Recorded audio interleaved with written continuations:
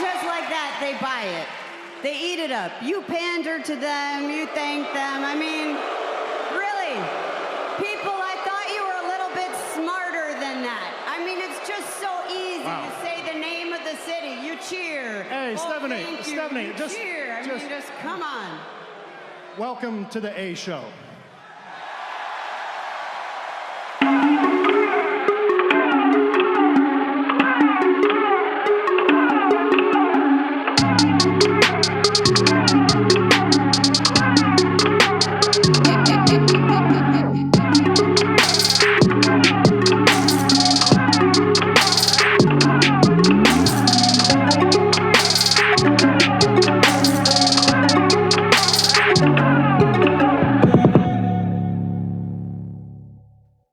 What's going on, everybody, and welcome back to the A Show with the Kings of Pro Wrestling Podcasts. I am Justin, here with Meelz in the dog days of summer. And of course, we have to remind you guys to subscribe to RNC Radio, the A Show on RNC. Leave us a comment, give us 5 stars. It will make Meelz' day. Ain't that right, Meelz? Yeah, 100% make my day. I mean, if you're, yeah, it would make my day. I don't know what else to say. Please do. Please subscribe. 5 stars. Everything of that. Please give everything that you can to today's show. We're doing. No, not everything. Oh, wait. What? No? Not everything. All right, just give us 5 stars. Just give us 5 stars. That's legitimately the least amount of thing you can do. I mean, not everything though. Not everything, but please do. And yeah, that's what we want to say. That's kind of how we wanted to start things, but we got a bunch of stuff to talk about this week. We're still heading into the world of SummerSlam, and it's things are happening on the shows, not outside the shows, but definitely on the shows. Things are happening. Yeah, I gotta say, and I think I said this on Twitter, it's really a shitty position to be in right now for the Fed, because I feel like SummerSlam, the matches that we kind of can see are forming, they're really like, sometimes there'll be matches where it's like, why is this here? It seems like the SummerSlam card has the hottest matches from every show on it, right? Like this year, it seems like all of the programs have been built up for months at this point. Well, yeah, I think everything that has been announced thus far, for sure. I'm sure we're going to get some strap hangers on. I mean, everything, you're right, though. Everything that's on the card thus far has been a big match that's worthy of SummerSlam. I'm talking about the main event, the WWE Championship match, or has been just a match that has history behind it, WWE Raw Tag Team Championships. Dominic versus Seth Rollins, that's another big match. Asuka, Sasha Banks. Yeah, right? These are programs that they seem as though, other than Orton and Drew, which I don't think will be the blow off to this, they seem like they're the big blow offs of the summer programs, and I appreciate that. Well, there's a new tagline to SummerSlam. You'll never see it coming. You'll never see it coming. I don't like that. I don't like that at all, because if they're working around the booking of you'll never see it coming, it means stupid finish alert like 8 times. Oh, absolutely. I think we can all kind of see the tea leaf or read the tea leaves here between Orton and Drew and the retribution angle that's going to start. I don't think you got to be a rocket scientist to know that doesn't just mean the RKO at this point. No. Hey, wait a minute. What if Randy Orton was the leader of Retribution? What happened? Wait, what did you say? What if Randy Orton was the leader of Retribution? Nah, Randy Orton got better friends than that. I would not buy it. I can't deal with Randy Orton being the leader of another faction. Legacy was terrible enough. Legacy was like him babysitting. I can't deal with it. And I don't think he's like, I think that's so out of his character. And as his character isn't, let's bring guys along for the ride and let's make everybody thing. Orton is out for himself. He did it with the Revival. The Revival. Yeah, the barely. I mean, they were losers. So I mean, yeah. All right. Well, okay, sure. Yes, it was a little bit with the Revival. I think there was a mutual respect for him, but considering, everything that I've heard about Retribution and who's actually in it, I don't know if he wants him to tag along with him. Yeah. regarding anything, but I mean, I guess we'll talk about big retribution stuff a little bit later in the show. Yeah. We do have to start on a bummer note, of course. We have to say a rest in peace to Kamala. He passed away earlier this week. Huge loss in the wrestling community, of course. Another one of our legends gone. I can't say that I've like necessarily like gone back and remember Kamala matches. I remember like when I see him as a kid, I'd be like, okay, can we get this over with? Like, I want to see somebody else. But with that gimmick, he took it a lot of places. So I mean, I've read a lot. Just more recently, I mean, I scrolled the Wikipedia. I'm not even in front of you like I didn't, but I did just to kind of see, because I also had the same thing as you. Like, I'm not from the era of Kamala. Kamala was hired in WWF 1984. That was during the mid 80s. That was legitimately Hulkamania was like on its way to becoming a thing. WWE mainstream, all types of other shit. So I necessarily wasn't there, but actually looking back at it now, I don't think Kamala has had a significant run in WWF anyway. I think his longest run was probably like a year max, but he seemed to be someone who, he worked a lot. He started his wrestling career in the late 70s. He eventually made his way to the WWF in the mid 80s. He would have, runs. I mean, he was in the Dungeon of Doom early on in WCW. He had a lot of different other things. I looked at his own personal life, realizing he had an incredibly hard life. Looking back at it, his father was shot when he was 4 years old.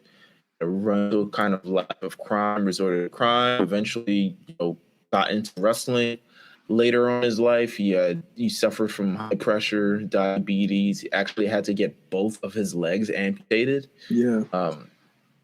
And the reason for his death that was kind of revealed by his family was that he actually he contracted COVID from his weekly dialysis visits. And due to the complications from his high blood pressure and diabetes, he's just, things just kind of went south very, very quickly. So definitely rest in peace to Kamala. I think he's it's weird 2020 now, because you look at his gimmick, and his gimmick kind of now represents a shot of like a terrible side of wrestling. And as talented and charismatic as he may have been, it kind of represents this ugly side of like, this is what you guys thought of Black people, and like we're savages or something along those lines. Like it kind of represents that. And it's unfortunate. You kind of remember that, but he has made his mark on the wrestling business. I think he is. When you look at him, you kind of remember who he was and who he is. And, just for everything that he's been through and everything that he's been worth, you just got to say rest in peace. Our condolences to his family and anybody else who was affected during all of this. It's sad. It's sad. Yeah. Again, like you said, it is... It's terrible. Just that he contracted COVID in that way, and it just makes it way more real, especially to all of these, wrestlers who say stupid shit online all the time about this disease being fake. Right. Here's your proof. Here's one of yours, and he deserved a lot better than people saying stuff like that. But like you said, this was a gimmick that again looks real bad, but you look at the strides that a lot of companies are taking in terms of how they present African Americans on television, and it's just a terrible way to remember that's what it used to be. And there's nothing you could do to defend the view of what Kamala was, and other gimmicks of that nature. I mean, Papa Shango also. These are people that were, like that was a very deep stereotype back in the day. And, I'm just glad that we've come a lot farther now than that. And that people, young African-Americans, young Latinos, Asians, I can't even say Asians because they put fucking ninjas on Raw every week, have something better to look forward to than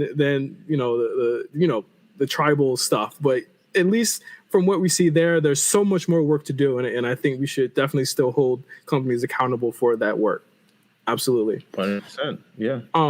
Next up, in good news for African Americans, MVP. signed a multi-year deal with WWE. It was rumored last week, and this past weekend, MVP confirmed it. Shout out to him. I gotta say, of all the people that have been MVPs on WWE programming this year, he's definitely somebody that I enjoy watching. His promos have been A1, and I think just his presence has been really a refreshing take on WWE. He started off a little bit rough at the Royal Rumble in that Rey Mysterio match, but he picked it up. I think he's been way better. I think this is probably my favorite run of his. His second run here is my favorite run of his in WWE, and I think again, like, you look at what he's done, the feud that they've given him, the actual stable that they've given him, and him, giving Bobby Lashley again another shot in the arm that he needed. MVP is definitely an MVP on WWE programming. Yeah, it's definitely worth it. I mean, he's definitely worth a multi-year deal. So congratulations to him. Congratulations to just MVP in general. It's like you said, it's having a great run, and it's interesting how they're using him this run. But it's really, really good. As long as he stays in kind of figure role, I would say less in the mix, more of a figure. And that's all I can say. You know what? Yeah. Absolutely. Let's talk a little bit of NXT stuff. Okay. All right. Let's do that. We're going to talk AEW and NXT today. That's cool. Oh, okay. Yes. All right. We're going to talk both. Sorry, Cyrus. We just got to do it. We have to talk about this. Pat McAfee rolled up to the PC last week. And in his shorts. Oh, my God. I hate. Go ahead. Continue. And he kicked off his brand new, not even brand new, he kicked off his big major feud with Adam Cole last week, punting Adam Cole in the head. Of course, if you listened to the A show 2 weeks ago, we talked all about Adam Cole blowing up at Pat McAfee on his show. I don't even think we guessed if it was a work or a shoot. We were just kind of like, oh, that was pretty weird. But ends up. I thought it was a shoot. I thought it was a shoot. I still think it was a shoot, and then they just shit it into a work. Really? Yeah, I think it was a shoot. I honestly do. I feel like he generally did not like Pat McAfee. I don't know. But no. Wow, what a noise! So he showed up on NXT last week, and they kicked off their big angle, of course, during the Undisputed Era versus Imperium match. Adam Cole, he got the best of Adam Cole by kicking him in the head and knocking Adam Cole out flat to end the show. Of course, this was yeah, Adam Cole, it's so God. But of course, this kicked off another round of, I wish we had a sound effect for this, but worst angle ever seen in wrestling. I mean, you might need Mark to add some stuff in for us and on the low. Yeah, worst angle ever seen? Might be. Might be. I can't say it's the worst. I've seen terrible stuff. I've seen remember when we fake saw Donald Trump versus. I've seen a fake Donald Trump versus a fake Rosie O'Donnell in a wrestling ring on Monday Night Raw. Even sooner than that, we had Bobby Lashley doing a jungle gym a year and a half ago. He's talking about his sisters, and then Sami Zayn bring out fake Bobby Lashley. It's so much. There's been so much bad going on in WWE. In terms of the Pat McAfee and Adam Cole feud, I see this as a feud that they kind of want to be like, oh, it's, beyond just sports entertainment. It's beyond wrestling. I don't think Pat McAfee rings bells like that. I could be wrong. He doesn't ring any bells in my damn head. But, Adam Cole needs something to do. This is interesting for something to do. It seems like a very soft UE face turn thing, which we do think that they need at this point. Pat McAfee and Adam Cole, it turned me off from watching. When I saw it, it turned me off from continuing to watch the show. I didn't even watch the first hour of NXT because I saw that kind of end. I saw how it ended, and I was like, do I even want to finish the show? I mean, I don't know. I don't like Pat McAfee at all. These noises you're making are I'm just gonna name the episode, bro. I'm gonna name the episode. I don't like Pat McAfee, bro. He just gets on my. I think that's the point. I think they're not trying to. No, that's not the point. Don't excuse. It's the point. It's not the point of like I don't like. Hold on. Let me talk. Let me talk. Jeez. I think that's the point they're trying to make here. They're not trying to babyface the guy anymore. And again, I don't like the way it was presented on last Wednesday. I'm in agreement with a lot of people that I don't like the way that it took away from the match going on. I see both sides of it. I do not think this is the worst thing you've ever seen. I do not think this is the end of NXT. NXT has the C-level talent that only gets 700K views a week. They're going to get the C-level Lawrence Taylor, who's going to be on their pay-per-view. Like I completely get where they're going with that. I'm not a big fan of Pat McAfee either, but I think that at the end of the day, they have to draw something that's out of reality. They're trying to push, like, again, they're pushing the Adam Cole is small thing, which is really weird. Again, I didn't like the way it was presented, but I think what they're trying to do is say Adam Cole can beat anybody, any size, that plays any sport. And they have to really make sure that Adam Cole beats Pat McAfee distinctively at TakeOver, if that's where they're going to go with it. I thought the actual punt, people were like, well, he's a podcast host. Let's be clear. This motherfucker played football. This is somebody that, like, if he kicks you in the head, you're going to be knocked the fuck out. Like, let's just be clear. Let's not get ridiculous and obtuse here. You can dislike the angle, but the actual physics and the actual sense of it does make sense. Like, this is a big guy. He's bigger than Adam Cole. He's someone that has played pro football. Let's just be clear. He's not like some jobber. You know what I mean? Like this is some guy who's actually done something. As far as him as a character, not a fan. But I think, again, they're trying not to babyface him. They're trying to babyface him anymore because when he was on a commentary doing annoying shit, they pretty much ignored it and they just let him do it. Now it's like, I thought it was really telling, of course, for the soft babyface turn that they had Beth openly denouncing his actions. They had Tom Phillips openly denouncing his actions. And they also had Triple H and Regal openly denouncing his actions. So this is a soft turn. I think it's a lot better than just having the new heel group beat up on Undisputed Era. I think it's, they're going to have to do a lot in the next 2 weeks because there's only literally like one more week left to push this match. And I think they have to put Imperium with him or some group with him to even the odds, so to speak, to have some sort of issue or some sort of obstacle for Adam Cole to face because they're trying to make him into an ultimate babyface here, and I get where they're going. To me, I hate to say this because so often do they fuck this up, but I'm gonna wait and see this week and see where they go with it. If you could see the faces that I'm making. I mean, sure. I mean, they're not going to stop doing it. They're not going to just scrap it tomorrow. Of course they're not going to stop doing it. I just don't like it. They're not going to stop doing it. It's an angle. I get it. All this other stuff like that. Well, I'm not going to walk into the match hating it. I'm not going to walk into the match hating it before I've seen what he can do. I'm going to wait to see if they That's actually. That's what being a wrestling fan is all about, by the way. Hating things before you actually see them or know anything about them. That's what being a wrestling fan is all about, bro. True. I mean, very, very true. But, we live in reality on this podcast. And the reality is I'm not going to shit on Pat McAfee's in-ring skills until I actually see it. I am not a fan so far of the promo stuff. So some of the shoot stuff. I don't like him calling. His voice makes me want to puke. I don't like a lot of white people talking. Let's just be clear. But at the end of the day, I like Tom Phillips. He's cool, but I don't. I'm not a huge fan of him calling Adam Cole an elf and a midget and stuff like that. Like, that's not the way you present your top. He is, regardless of who's the champion right now, Adam Cole still is the top guy on that show. And everyone kind of follows, but the way that they fall. So, I actually question and wonder how they can have Adam Cole be the top face in the company without him having a belt. Because I would imagine you just move these guys off the show.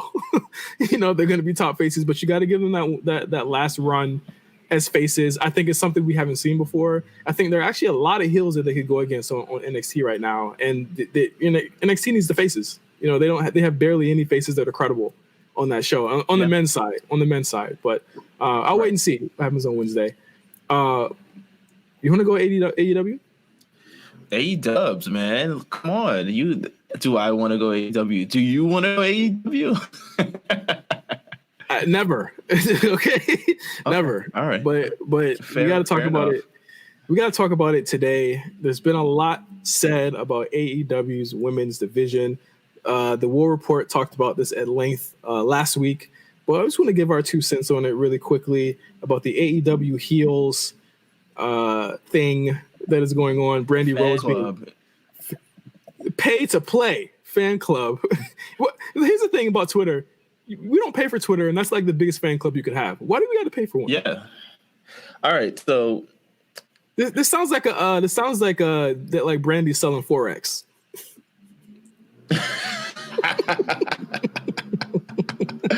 Like Brandy's like sign up for $50. I got a Forex jig.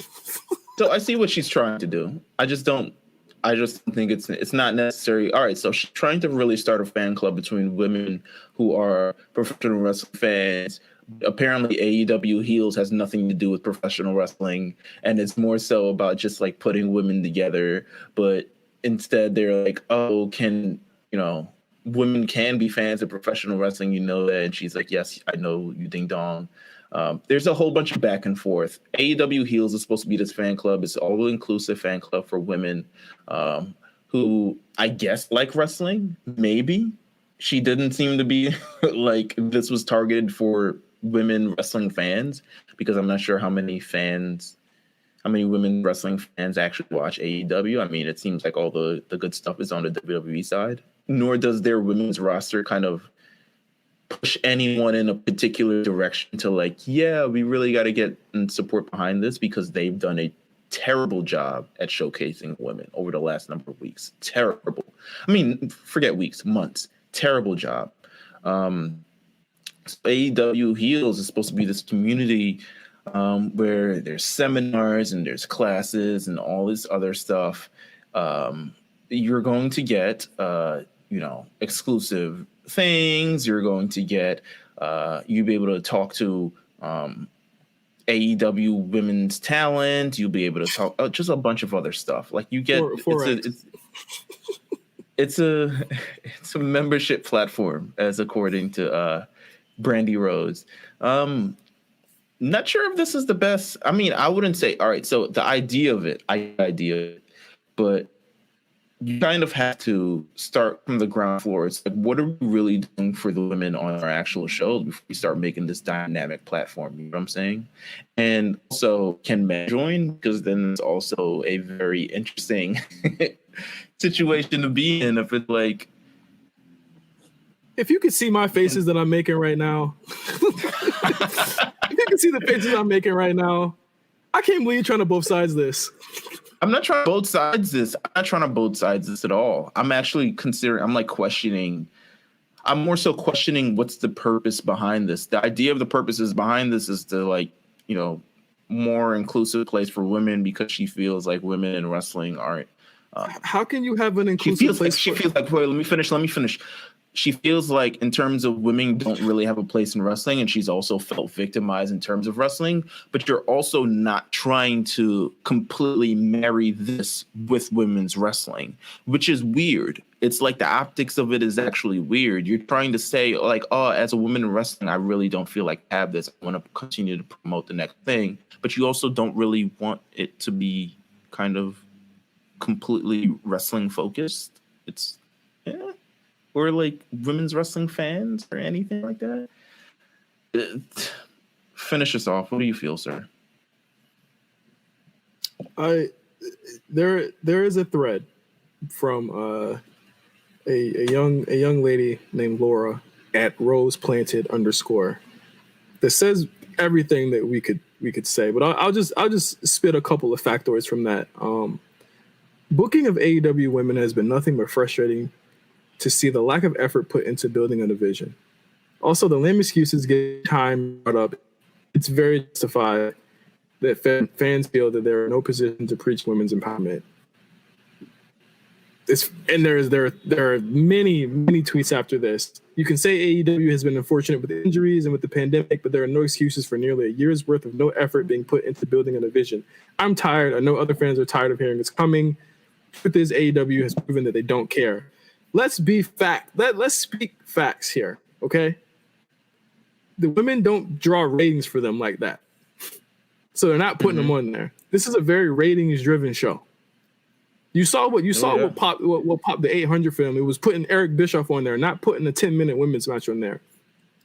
WWE, to a certain extent, Impact, because they don't have this big of a reach, they can afford to take the hit for that because they've been building women's divisions for years, and WWE's in a 5-year building plan to get them to where the men are. So they can take the heat, they can take the hit in case the ratings fall. But more often than not, Meelz, ratings have not fallen for them because they put the time and effort into making their women stars. Look at NXT. Look at Sasha, Bayley, Asuka, their effects on ratings in the past year. It has worked. So there really isn't an excuse. And I don't think a fan club will help that. There really isn't.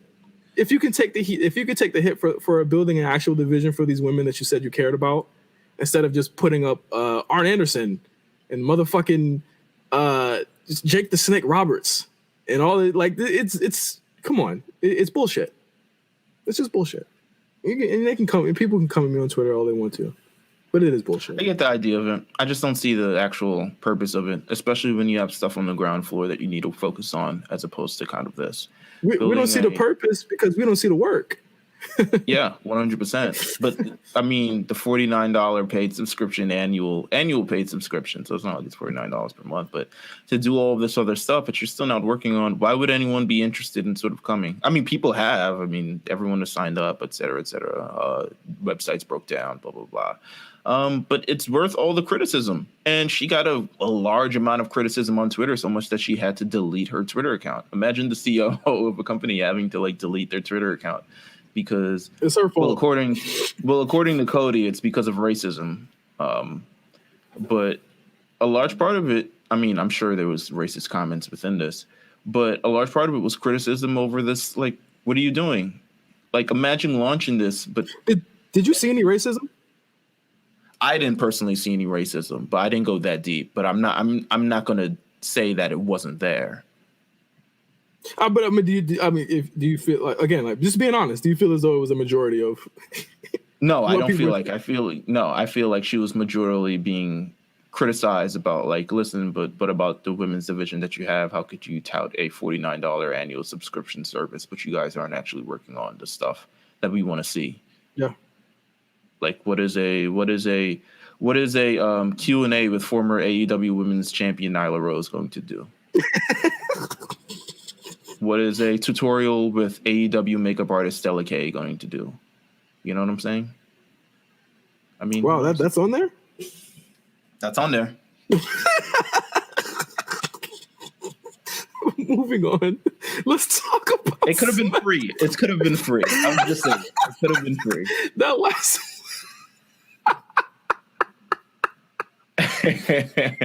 no comment. Hey, talk SmackDown, Meelz. Talk SmackDown. Let's talk SmackDown. All right, let's talk about SmackDown. SmackDown this week, actually, a bump in the viewership and a bump in the ratings. People seem to be flocking back over to SmackDown as we're heading into the SummerSlam season. Be clear, be clear, this episode of Raw went up slightly. So 1.72, I believe. All right, we're heading back into business. Listen, I think a large part of the ratings is also that this is not a live at all. And not being live is incredibly detrimental to the actual ratings itself. Wow. I'll wait. Yeah. Listen. Wow, they coming for me through you. They're on their way.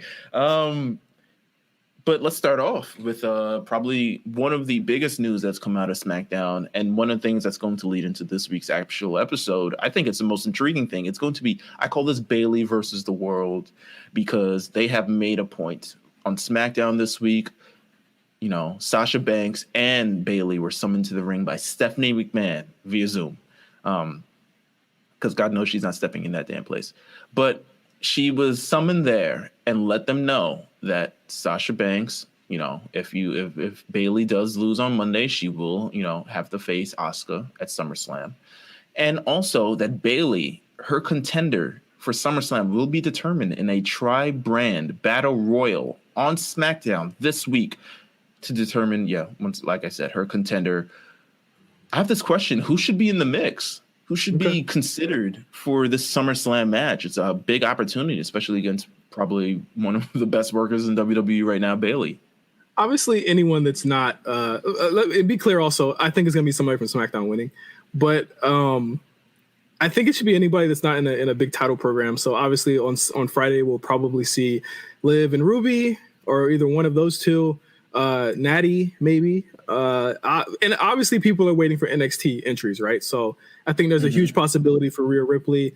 I think there's a huge possibility that Shotzi Blackheart will be there. Tegan Nox could be there because they don't have anything really going on TakeOver. It has to be realistic picks. So if I see Dakota Kai, I already see the cap, because there's no reason for her to be on the SmackDown or the SummerSlam card because she has a title match. But I think there's a lot of interesting things they could do here. Ultimately, I do believe that Naomi should be the one that wins this. I don't know if I'm wilding for saying that, but I think that would make the most sense to me. The only thing is that if she wins this week, there's literally 1 week to push this match, and I think that's the issue with Bayley being so wrapped up in Sasha and the Raw and the Asuka storyline on Raw. Like, there's very little room. Like, it's like exposed SmackDown for being very depth challenged, if you will. Yeah. Like Mandy and Sonya, they don't need the title right now, even though it would be cool if they had it, because I think that's the real blood feud that everybody is like really fucking with right now. But with Bayley, it's like, okay, who could realistically be the one who could take the title off of her? And I just don't think it's somebody else from Raw, even though Raw has a way stronger roster, or SmackDown, who has, NXT, who has a lot of like really great wrestlers on that card, but they need to stay where they are right now. I think, in terms of who I kind of have in the mix, you talk about Naomi. I do see her in the mix. I do see her somebody who could potentially contend for this championship. I think from NXT, Rhea Ripley 100% sticks out in my mind as someone who's not only been to the dance at WrestleMania herself, but it seemingly has nothing really kind of going on, who is a strong face to face Bayley. And she's someone that Bayley has not really faced before, and I'm sure she would love to sink her teeth and get into that. Raw doesn't really have too many contenders, to be honest with you. I mean, unless they want to throw Mickie James in pretty early because she's just returned, unless they, like you said, Natty has returned as well. There's also the possibility of Liv and Ruby and a couple other people. But I honestly, I'm confused by, not confused, I don't want to say, I don't know who's going to actually win this battle royal. If I had to pick early off the top of my brain, tri-branded battle royal, if Rhea Ripley's in it, I'm going to say she's probably my most likely to win choice. Ooh. I think if Naomi's in it as well, because I think they still want to play around with the Naomi what's her face thing. And they're going to have Lacey cost Naomi this thing to further heat up this feud that they've got going on. Because what's a better way to heat up the feud than Lacey Evans costing Naomi this match and all this other stuff like that. So I'm going to pick someone from NXT is an easy pick for me. I just think so. I don't know how Bruce feels about NXT. I feel like he's booking that show too. Let's be clear. I think he's doing every show. But I could see it from that. But I think it's an interesting, situation to be in. The thing with Rhea is that she's just now stepping to this Mercedes Martinez feud on NXT. So it's clear. It would be clear to see like that she's obviously not going to win it. But I think it would be another really great showcase for Rhea to be on SummerSlam card, because I mean she was literally on the WrestleMania card. But again, I don't want her to get beat by Bayley. And I think again, if you have Bayley beat Rhea Ripley too, it's like, okay, are we gonna start labeling the same complaints that we have about Charlotte beating everybody on the Bayley, or no? Because Bayley's beating everybody. Bayley's 100% beating everybody. It's interesting. We're still waiting to see where this actual program with Sasha and Bayley actually goes. But another program that is heating up, the blood feud is picking up. Sonya Deville and Mandy Rose. They're two women. I mean, we're talking about a lot of women programs on these shows. I mean, and we got a lot of women featured on Raw too. Just saying, if you want to put your money where your heels are. But Sonya Deville and Mandy Rose. Your heels are? How do you feel about Sonya Deville and Mandy Rose's feud? How do you feel just about both of them in general? I think that this is an incredibly hot feud. I know we always talk about there being not many secondary or tertiary feuds on SmackDown and Raw. We now have that in droves. And if there's one thing that's really like a bummer about all of this or maybe it's a boon to this on the COVID programming, I feel like if there were crowds, we'd have way less women programs on the shows. Is that controversial to say? Like, I think that they would not have this many women on the show. No, you might be right. I mean, there's a lot of people missing from the show just in general. There's not a lot of time on SmackDown in general. The women seem to be kind of the only roster who's like taking advantage of this opportunity if they can.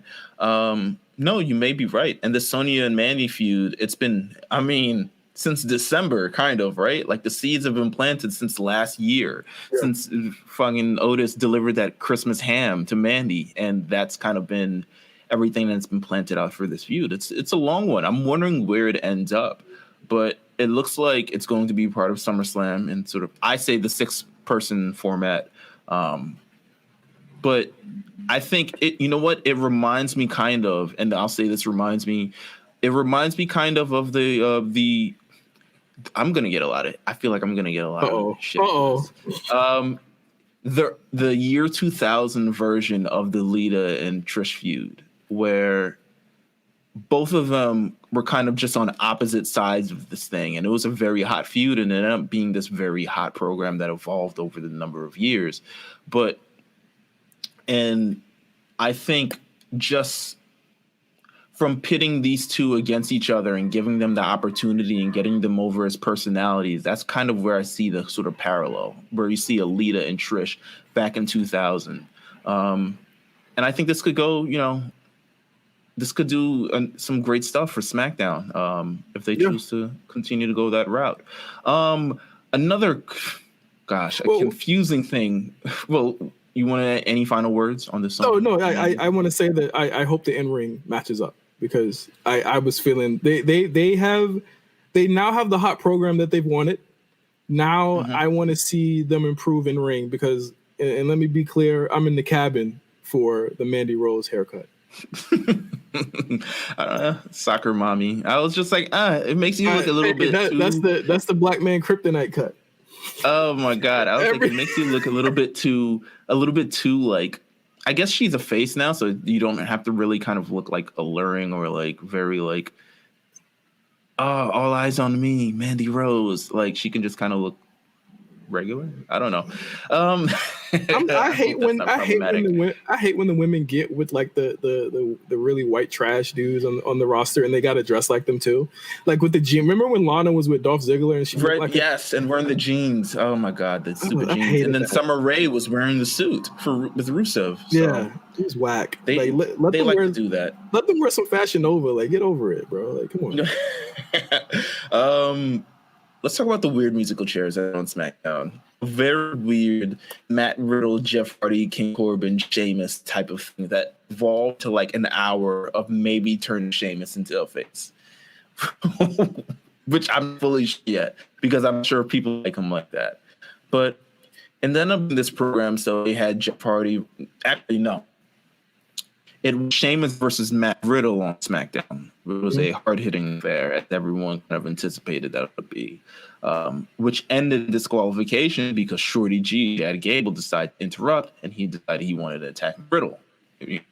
In the weird implication of this point, where now officially matches end by DQ and not being thrown out by the referee for whatever reason. That led to Chad Gable getting his mouth completely kicked in by Sheamus. Sheamus now approaches King Corbin. King Corbin, what are you doing, sir? You ruined my match. I'm trying to build a role. King Corbin says, get out of my face. I have a match with Jeff Hardy. Sheamus says, oh, Jeff Hardy, I know him very well. To where Sheamus now shows up, he interrupts King Corbin's match. Bro kicks him into another universe. And now we have a King Corbin versus Sheamus match. Is this the soft turn for Sheamus turning into a face, or you just feel like it's very, like, are we building up a scene? They dedicated kind of close to an hour on SmackDown. It was very interesting. So the Riddle, Corbin, Gable, I was shudder to say Matt Hardy's a part of this. I don't think Matt Hardy's a part of this. I'm sorry. Oh, he's not part of anything. He's lame. Jeff Hardy. Sorry. I shudder to say Jeff Hardy's not a part of this. It almost feels like they're trying to jettison Matt Riddle out of this whole thing that they've been building for a month. Like, they're like, this isn't working. Let's get Riddle out of this. And we've never had the Riddle Corbin match, which I thought was, wouldn't you think that'd be kind of like a SummerSlam what they're match? Heading towards? Yeah, that's like, what I'm thinking as well. Someone in my mentions, I'm so sorry if you're listening, your at escapes me. I think you said this to me on Friday, but someone said that they think that this is a Intercontinental title type thing coming up, where it's going to be a 5-way or like a 4-way or something like that between Riddle, AJ, Corbin, and potentially Sheamus. And I was like, yeah, that could work, but that's stupid because all we want to see is Riddle and Corbin at this point. Like, it doesn't make sense. Like, It doesn't make sense at all. I don't know where Riddle would go. For one, AJ wasn't on the show on Friday, so we don't really even know what he's going to be doing. But it just seems weird to take Riddle out of this program, and he's on a roll here. And it seemed cool because I always was wondering what member of the roster would turn on Riddle next, right? Just to prove that Riddle has no friends, I think was the intention. But now I don't really know. Like, it just seems weird because Riddle wasn't even on the show after that. He just kind of disappeared. No, he just kind of disappeared. It ended up kind of showing up like this weird 6 degrees of separation type of thing, just to turn Sheamus into like a face or something. I'm not sure if this is Daniel Bryan booking. I'm not sure. I kind of feel like it is, but I'm not sure. I don't like Sheamus as a face. So, like, I don't like Sheamus in any alignment. I don't know. I was legitimately sat there as I saw Sheamus and King Corbin going up against each other, and I'm like, do I like Sheamus as a face or Sheamus as a heel? And I was like, I don't really care for him on television anymore. Like, I think he has a place. Don't get me wrong, and he's a great worker, and he's all this other stuff like that. But as he's not that dynamic of a performer. Him as a face is the same mean Irish guy as he is as a heel. Like, it's weird. It's weird. I'm not sure where they're going with this. It'd be weird if they don't follow this up on SmackDown. I'm not sure. But it was very, very weird. Let's see what they do this Friday on SmackDown. Speaking of following up stuff on SmackDown, I saw you put this in the chat. I was like, you're reading my fucking brain. So Fiend and Alexa Bliss and this whole Bray Wyatt thing. So Fiend and Alexa Bliss kick off the segment, and they're in the exact same sort of like formation as they were last week. So much that I thought it was last week's thing and was beginning to tune it out. I thought that it was a vignette from last week, and I was like, okay, cool. But then it looked like Alexa was into it, and I was like, this didn't happen last week. Oh, and I was like, okay, she getting freaky. Okay. I think it was the weird. I think it was the weird commercial break that preceded it that made it kind of weird because they came back from a commercial break to which, and I'm going to play a song really quick that Braun Strowman was probably playing when he did this promo, and this is specifically in reference to Alexa Bliss. Can I play it? Oh yes, please. I'm gonna play it right now. It ain't nothing to cut that bitch off. It ain't nothing to cut that bitch off. Oh my god, I'm weak, bro. I'm weak, but he heard she had a man, so why does he care about her? First of all, this is so. I was like, what was the point of last week then? What was the point of her? If he's not going to feel any sympathy towards her, what was the point of last week? He comes on the screen. I don't know, where he's at. His beard looks like it's been dyed a little bit, to be honest with you. You don't know where he's at. He's like, if you think I give a crap about Alexa and how that been, I only care about you, Fiend. And I'm just like, what was the point of last week then? What was the point of anything? What was the point of this happening right now? It was a weird SmackDown because it was a weird SmackDown because it was like everything that happened last week, forget about it. Yeah. And it was like, wait, why are we no-selling this? So now it makes me think if Alexa's going to have an actual, because we didn't even get the follow for Alexa and no. And what's her face? Her tag team partner, Nikki, she's gone. Nikki Cross. Oh yeah, she's gone. She's in, probably will be in the battle royal. Probably will be eliminated. There's no way I would if Nikki Cross shows up to that motherfucking battle royal. I'm cutting the show off. Oh my god, no! She's gonna be in that battle royal. I'm almost sure of it. Nikki, you don't deserve it. You don't deserve it. Yeah, this was a weird segment.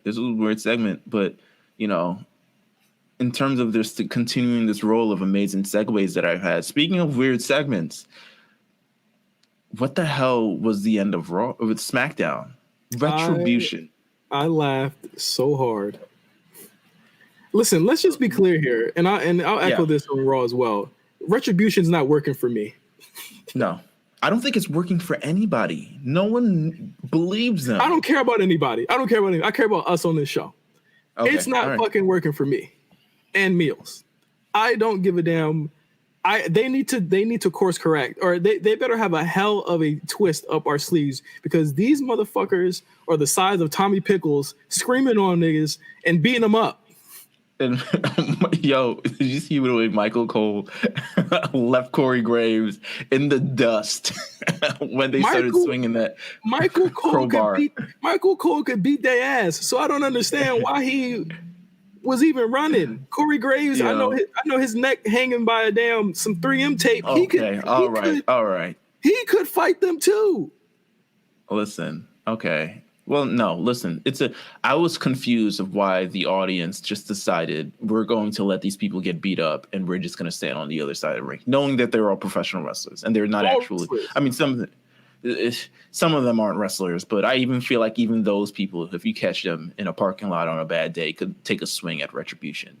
So the idea behind Retribution is, at least what I've been reading on dirt sheets, is that who we think they are now may not be the final product, because initially we thought this group, could consist of Dominik Dijakovic, who could use a call up to, the main roster at this point, a couple other people from NXT. I think he's gone from NXT. Yeah. Okay. What I'm hearing is that the people who are there, who are masked now, could potentially not be the final people. And the people that we've heard thus far, or we've seen thus far, I think we've heard Jake Atlas. I've heard Chelsea Green. Makes sense. She's been gone for a while. Vanessa Bourne. Makes sense. She's been called up already. Yeah. And I'm not sure who else could it be under those days, but again, a non-threatening. You reveal them. I'm laughing. I'm just letting you know. I'm laughing. I'm pointing and laughing. Well, the only one I think if they revealed, I'd be like, okay, would be Dijakovic, right? And the women. Those are the only two. Yeah. Those are the only three that I'd be like, okay, cool. But so what's the point of this bait and switch then if it's not really them? Like, that doesn't make sense either. Retribution is a terrible name, by the way. I'm just letting you know. It's a weak stable name. It's very create a stable in whatever game that you're SmackDown versus Raw or WWE 2K, whatever game. Retribution is a bad name. What is it Retribution against? That's what I mean. We all have to still figure that out. When someone speaks, we're gonna figure it out. But what they did on SmackDown, and also, they did some stuff on SmackDown. I didn't like the way it was filmed.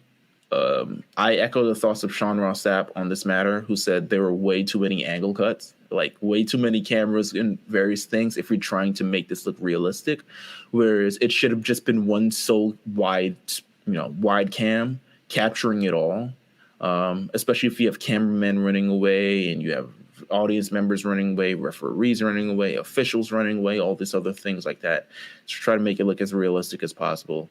This was not the greatest cliffhanger for SmackDown, just because I didn't leave feeling threatened at all. I could beat their ass. Unless it's like some Raw Underground stuff and they grabbing me. I ain't going to Can we talk about Raw? Yeah, we can talk about Raw. I'm not going to Raw Underground if they grabbing me like that. Well, listen. Raw Underground. All right, so Raw Underground week 2. How do we feel about Raw Underground week 2? It's moving. There is one thing I do enjoy about it. It was better paced this week. I will say that. Way better pace this week. Still not at 10 p.m. like they advertised. It was 9:56. It was over by 9:56. But to me, it's the most to me. And again, Raw wasn't a bad show by any means, but it was definitely a highlight of the show and continues to be. I thought that Shayna Baszler's part was hard. That part that was hard. She beat up 3 women, but I think it also beat up that Claire's lady.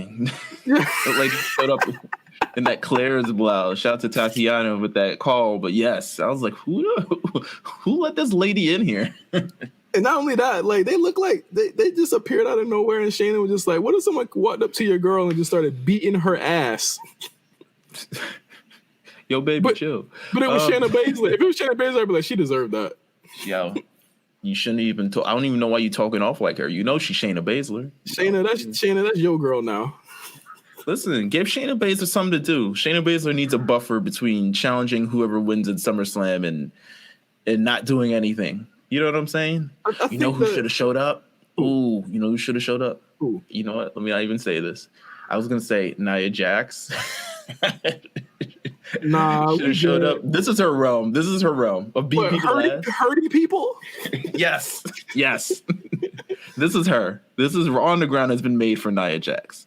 No, I mean, again, it continues to be a really high energy and really like even the way it's cut is really cool. But I think to me, like the low light this week was Daba Kato grabbing meat sticks. Like he needs to chill. Anything goes in Raw Underground, baby. I think Shannon could have whooped his ass too. Except the go-go dancers, which were promptly cut and pasted out of the show because people were so up in arms about them. Bring them back. Bring them back. They ain't never been to a strip club before. Y'all never been to the underground, you know. I ain't never been to no underground fighting arena before. Listen. Come on, Shawty. Oh my God. Talk about Raw this week, please. All right. Dominic Mysterio in a really 30-minute angle, 30+ minute angle on the beginning of the show. If nothing, Raw was it was a section show, which I appreciated a lot. It had sections to it, and things definitely flowed this week. Very well paced, yes. Dominic Mysterio and Seth Rollins had a contract signing. Samoa Joe murked it. Dominic Mysterio even killed it, which led to a match between resident creator wrestler Humberto Carrillo against Seth Rollins, which quickly ended into a Donnybrook, which led to, listen, if I skip, I'm going to ask to do the PC if I'm up for a contract. Because if this is what happens when I skip the contract or skip the PC in the NXT jumpsuit, I don't want no parts of it. They beat that boy bloody with kendo sticks for about 15 minutes. Oh my God. That was classic. That's a classic beatdown. I think that's kind of what this, I don't want to even say what this feud needs, but I think we can get away with all the eyeball poking out by now. But just that savage beating with kendo sticks. I mean, beating him bloody red and him taking all of those shots. Shout out to him because it couldn't be me. I mean, I've taken a lot of ass whoopings in my life from belts from my parents. So this is a very, this ain't new to me, but I don't know if I could have took all those shots that he took. It looked like it hurt. Bad. I mean, the pictures afterwards. This is by far for a show that Paul Heyman used to write.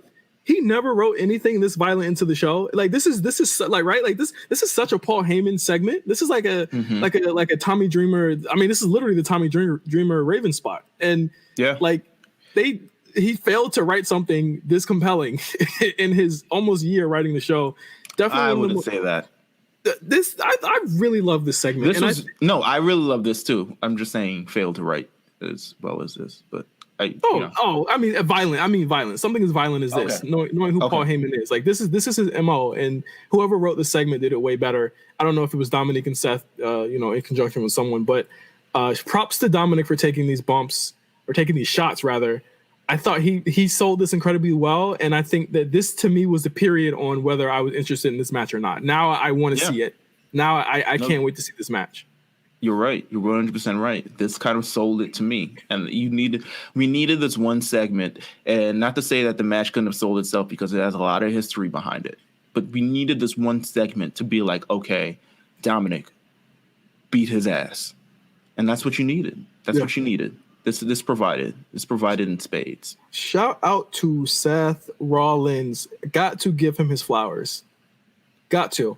Because he's making Dominic not only look like one of the biggest baby faces in the world right now, but I think when the time comes with the match, he's going to give Dominic a lot. And if he pulls this off, can we give him can we hang it in the PC? I know like I don't think this is the only reason why we can hang his jersey in the PC, but can we hang it in the PC after if he pulls this off with Dominic?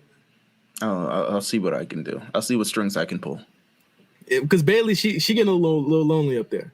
And Asuka, did we already put Asuka's in? No, we haven't put Asuka yet. All right, we're gonna talk about that we're gonna talk about it in a second. So more on Raw. We have a lot of women on the show this week. A lot of them. Loved it. You know what I'm saying? All of them, practically. Yeah, all of them. I mean, just here, just a smattering of what happened really quick. We had a women's tag team match between the newly formed Riot Squad and the Iconics, which ended not so well for the Riot Squad. They got to get their groove back, so to speak. You had Mickie James returning and saying that she is going to be back on the show next week, and I'm thinking we're possibly going to be getting Mickie versus Natty in a match straight from 2006. What is Natty's? Is this a TikTok gimmick? What are we doing? I like it. I'm not gonna lie to you. I like it. I like it. I don't think she can sell it, but she can try. I like it. I really fuck with it. I like the like this seemed like such an odd couple pairing, but the way that they sold it on Monday with them finishing each other's sentences was really hilarious. I'm fucking with it. Are you surprised that Lana is still here? No. I'm not. But Rusev gone. Rusev been gone for. They never. Why do you think this is a Rusev thing? They never. They can we get the idea out of your head that Rusev and Lana are a pair? No, let's not get the previous 5 years of WWE programming. That's not what I was going to say. That's not what I was going to say. Like, will you get it out of your head that she can't be on her own without him? Like, she can, and she's been doing it. She's had successfully. I would judge success by who has a job and who doesn't. No, don't say that because a lot of people don't have jobs. I mean, between these two, a lot of no, I would not say Rusev. I would not say Lana is more successful than Rusev purely because she still has a job and he doesn't. Rusev wanted to quit at some point, I'm sure. I think he said so. Man, listen. Let's keep it a $100. I'm still surprised Lana's still here. But I mean the new gimmick is fine. Let's keep it 100. There was never a world title in sight for Rusev, unfortunately. Right, unfortunately, hey, you can fly the flag all you want. Your man's was washed. Lana, listen, way Rusev Day outros now because it clearly I cut him out. I cut him out. The disrespect to Rusev is just I'll replace it with Lana Day. I'll replace it with Lana Day drops. Yeah, I don't know about Lana that. got a job because she clearly there's something there with her and as either a manager. I pray to God it's not in ring, but hopefully as manager. She's gonna be on there. Smackdown, chumming it up in this battle royal, hanging off ropes. All types of other stuff. Who knows? Who knows? We didn't do this. We didn't do this to talk about men. We're talking about the women. We talked about Shayna in Raw Underground already, but we had both Bianca Belair versus Zelina Vega. How'd you feel about that one? I love. You know what? Maybe because this show was taped, I thought it was a disservice that they did not show that what happened over the weekend, where Bianca Belair breaks. I don't want to say breaks into Zelina's house, but I don't know how she got there. She broke into Zelina's house. Hold on. She broke into her house. That was a home invasion. Broke into her house on a I don't know, Braxton beat or wherever Kayla is doing now, in the middle of her show and beat Zelina Vega's ass in front of Kayla Braxton, who did an amazing job at selling it, albeit maybe not knowing it was coming, but still incredibly funny. They did a great job. I think people are anxious. I don't know if people are anxiously waiting. Let me not quote people out of turn, but I think people are wondering. It's like, listen, if this Andrade and Angel thing goes belly up, is there a spot for Zelina Vega on the women's division? Like, is there a strong spot for her? And I think so. She's not a bad wrestler. I didn't hate it. I know I saw some people saying, well, why is she going 50-50 with Zelina? And I'm just like, I'm not sure it's like a 50-50 type thing. I think it's more like Zelina just being a crafty, cheating heel and cheating and outspeeding Bianca. But I thought it was good to show Bianca in a longer match. And I think Zelina can work the style. And I think there's no better person if everybody else is taken right now, there's no better person to do that with than Bianca. Also glad to see that Bianca hasn't been forgotten about and that she clearly defined in her promo, I usually keep our careers separate. So again, an intent. There's a line of intent if they choose to go there with after this is over with, Bianca can go on to the women's division and face whoever. Absolutely. And I hope it happens. But we also have to talk about Asuka versus Bayley. The winner, or if Asuka wins, she faces Sasha Banks on at SummerSlam. What a spectacular match. I have to say it's up there with some of Bayley's best, and I think it's the best match these two have had with each other ever. Yeah, bruh. I think the chemistry was so... I went in not really thinking much of this match, and not to say that I don't think of them as competitors, but we've seen this match 4 times in the past, and especially, I think, 2 times over the last 2 months. So I didn't really go into this match thinking of like, especially they put on at the 10 o'clock slot. It's supposed to be Raw on the ground. They doing this thing. These ladies, 15 minutes of just like bangers of counters and moves and everything. I think Asuka was just leaning more into she wasn't playing around, which is normally what she does. She is not dancing around. She's not doing the flutes. She's not doing anything like that. She's coming in. She's laying those kicks. She's laying in these submissions. And Bayley just kind of has to, begrudgingly, because she didn't even want to be booked in this match, she kind of has to begrudgingly responded that she did. These women, amazing match. Like, it's one of my favorite matches of the year. I'll be honest with you. The counters I thought were my favorite part of this match. I think they it's really hard to find someone that has chemistry with the counters. I think Sasha's one of the best counters, like counter wrestlers in the game. Like all her counters to finishers and stuff like that are really smooth. You had Bayley like also stealing Asuka's moves. And I thought that was really dope when she stole the back fist. I said, I popped. I was like, oh, she did the back fist. And if you remember correctly, the back fist that Kyrie did knocked Bayley out one time. Like it cleaned her clock a couple weeks ago. Mm-hmm. And I thought that was a cool callback to Kyrie, who they're now saying Bayley ended her career, which I thought was funny. But again, like Asuka, she can't miss. Bayley can't miss. Let's just go ahead. I already got the jersey in my hand right now. I'm just gonna put it on the thing right here and lift it up in the PC. Another member of an esteemed Hall of Fame class. Asuka's jersey is in the motherfucking rafters, and she's going to SummerSlam to face Sasha Banks for the Raw Women's title. I know we were worried a couple weeks ago about if this was going to happen. Very weird course correction. I don't know if like just giving Asuka another reign in less than a month is really what you want to do, but hey, we're here. I don't know what else they're gonna do, so might as well do something. Yeah, I mean, it seems as though something's happening here. We just don't know what it is. But again, Sasha 30 days is her new name because that's literally lose the belt within 30 days or less. Oh my God! Wow! Oh my God! Randy Orton owned the final 45 minutes of Raw this week. I was like, when I saw this match going on at 10:29 or something, I was like, is Retribution closing Raw? Like, is something? And it ended like at 10:40 something. I was like, damn, Randy Orton in the cool down slot for the main event. What's going on? I honestly was like, what's after this? I was like, everyone's been here. Even Ricochet and the Viking Raiders were on the show this week. Yeah. Which is weird. I don't know. Why are they fighting ninjas? I don't know. Just don't have them on the show. If they're going to be fighting ninjas. No, give them a paycheck. I like it. Randy Orton, KO.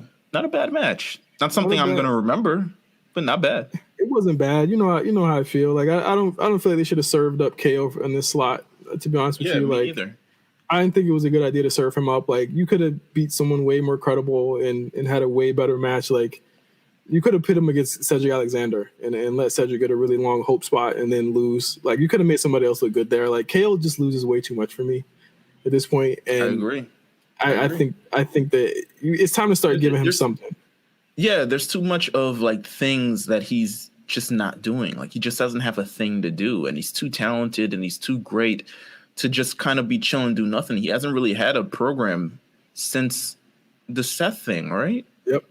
And then it kind of looked like he was going to be going against Angel Garza. Then he beat him clean, and then he left that. It's like, yeah, what's he doing? Yeah, I don't know. Do you feel like he's going to be the one to beat Retribution and win the title? Shit, at this point. At this point, KO should probably be in Retribution. At this point, he really got nothing to do. Oh my god! You don't want to turn him face. You don't want to turn him heel again. Like no, have him as face. He's a strong face. He's a really good face. If he's a heel, then the stunner like doesn't work for me anymore. Yeah, let's commit to the face. Let's not turn him a heel just because when things go wrong. Commit to the face and actually make him a guy. He's a good enough and likable person for him to be a face. Let's commit to that.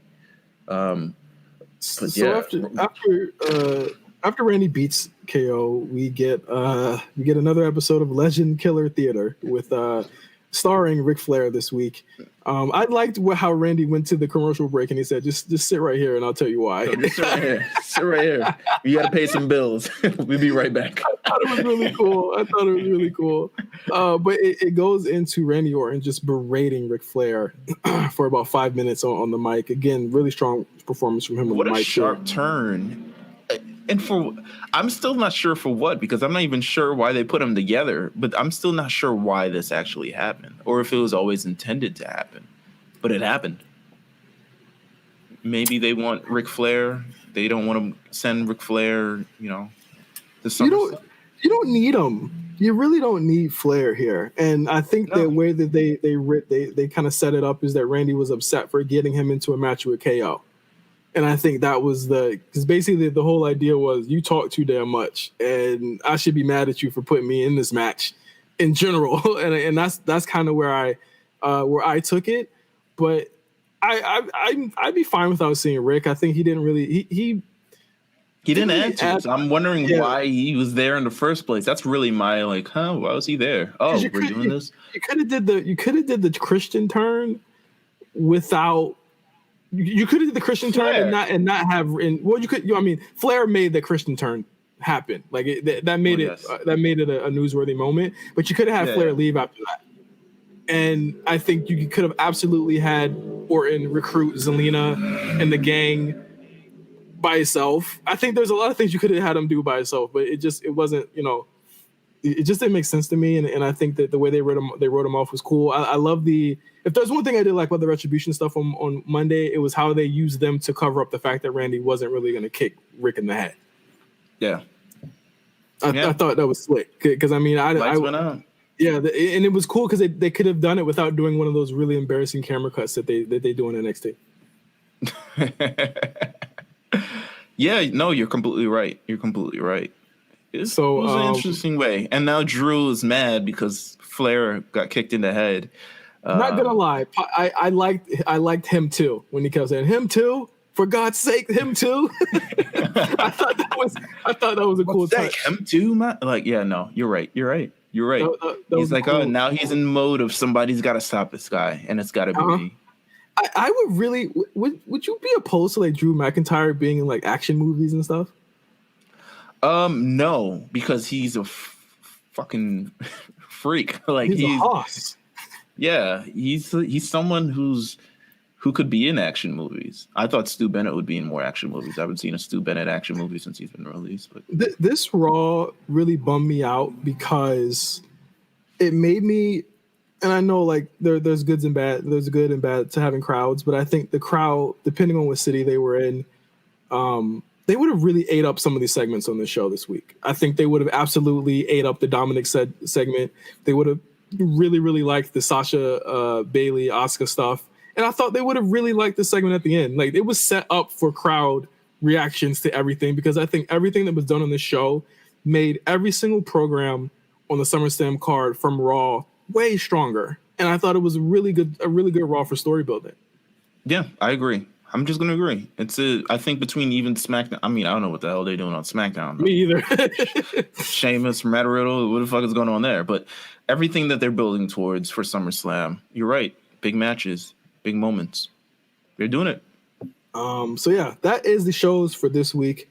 Next week we will have our SummerSlam prediction show. So we're gonna bypass reviewing the shows unless something incredibly huge happens. So I think the only things that will happen that will be huge this week are SmackDown actually getting matches other than Braun and the Fiend. Right. So we'll update you guys on that as they come, as we predict the shows. But we will have a special guest next week on the show to review, or not review, but predict it with us. But we're going to announce that a little bit closer. We're going to keep it closer to the chest. But let's just say we're going to keep it in the family. But until then, thank you all for listening to the A Show this week. Please subscribe to the channel. Leave us 5 stars. Leave us a review. Let us know what you want to hear. Let us know what you don't want to hear. And we'll try to make it work for you. So until next week, thank you all for listening. Wash your hands. Happy Rusev Day. Happy Rusev Day. Happy Rusev Day. Happy Rusev Day. Happy Rusev Day. Happy Rusev Day. Try to edit that out. Okay, I will definitely edit all of that out. That would be no. I'll let you do it so I can edit all those Rusev days out. It's gonna be like it's Happy Rusev Day. Happy Rusev Day. It's gonna be. I'm gonna edit this next minute out of the show. No, damn it. Keep it in. Until next time, please wash your hands and wear your damn mask. I'm trying to go outside and have fun before the summer ends. Well, summer's going to be over anyway, but it's next summer. Let's just say next summer I'm trying to go outside. Until next week, for Meelz, I am Justin. Peace out.